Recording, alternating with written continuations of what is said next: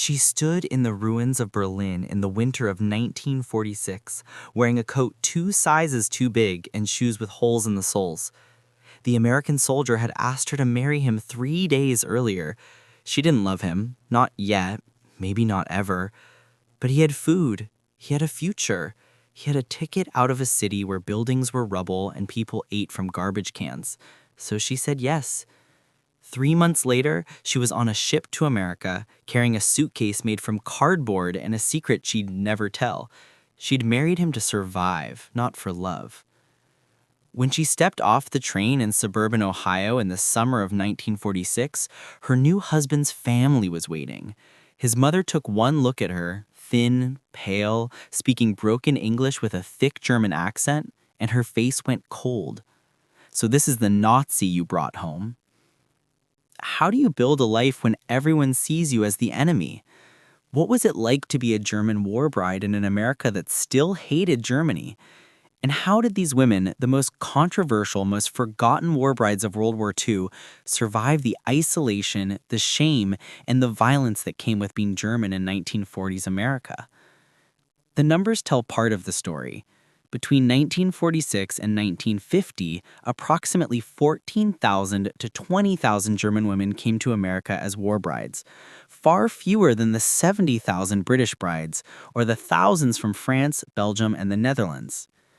The difference wasn't a lack of romance. American soldiers stationed in occupied Germany after 1945 met German women everywhere in offices, bars, refugee camps, bombed-out streets. And despite official military policies that initially forbade fraternization, relationships happened, love happened, desperation happened. But these marriages were different. British brides were welcomed as allies, celebrated as symbols of the special relationship between two nations. German brides were seen as the enemy, daughters of the regime that had killed American boys, symbols of everything America had just spent 4 years fighting. The War Brides Act of 1945, which allowed foreign spouses of American servicemen to immigrate outside normal quotas, initially excluded Germans entirely. It wasn't until 1947, after lobbying and public pressure, that German fiancés and wives were finally allowed to enter the United States under amended legislation. And when they arrived, the reception was brutal. German war brides faced discrimination that British or French brides never experienced. Neighbors refused to speak to them. Grocery stores wouldn't serve them. Some were spat on in the street. Churches turned them away. Employers wouldn't hire them.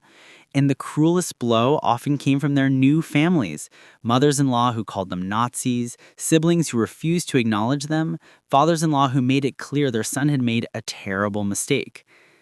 She learned to hide her accent. She stopped speaking German, even in her own home. She told neighbors she was Swiss or Austrian, anything but German. When asked where she was from, she said Europe. The children born to these marriages faced their own struggles. Some grew up not knowing their mothers were German until they were adults. Others were told but warned never to tell anyone to protect the family from discrimination. A few were bullied at school when the truth came out, called Nazi kids or worse. The shame passed down through generations, a secret carried like a scar. But there were moments of grace, small kindnesses from neighbors who saw past the accent, fellow immigrants, Polish, Italian, Jewish, who understood what it meant to be unwelcome in America and offered friendship. Churches that eventually opened their doors. Employers who gave German brides a chance when no one else would. These small acts of humanity kept some women from breaking entirely. She learned American cooking from a neighbor who didn't care where she was from. She got a job at a factory where half the workers were immigrants and no one asked questions.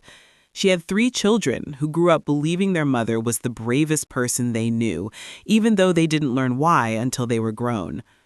And slowly, over years and decades, the weight of being German in America lightened.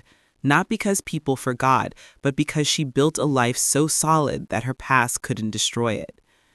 By the 1950s, West Germany was becoming an American ally in the Cold War, and some of the hatred began to shift.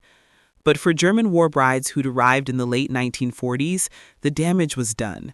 They'd already spent years hiding, surviving, pretending to be something they weren't. Some never fully recovered.